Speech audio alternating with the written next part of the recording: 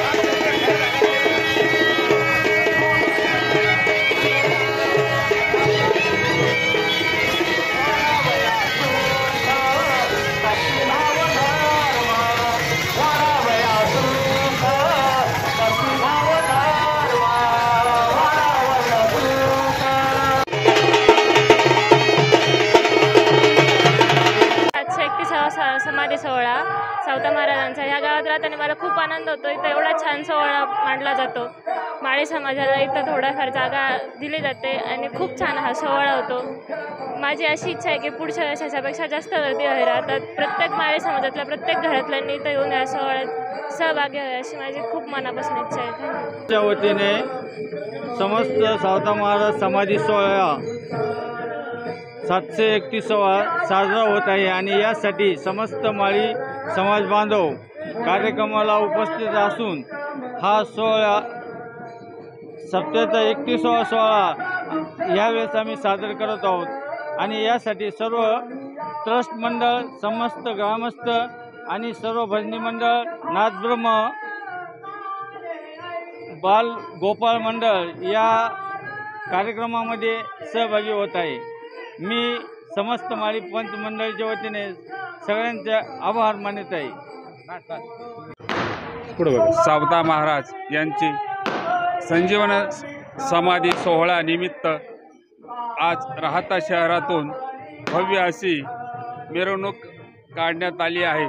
त्या मिरवणुकीत समस्त माळी समाज यांच्या विनंतीस मान देऊन सर्व राहता पंचक्रोशीतील महिला मंडळ तसेच पुरुष व इतर भजनी मंडळी उपस्थित होते. त्या सर्वांचे मी समस्त माळी पंच मंडळीच्या वतीने हार्दिक आभार मानतो व त्यांना धन्यवाद देतो. प्रतिनिधी कैलास विखे पाटील, माय न्यूज, राहता.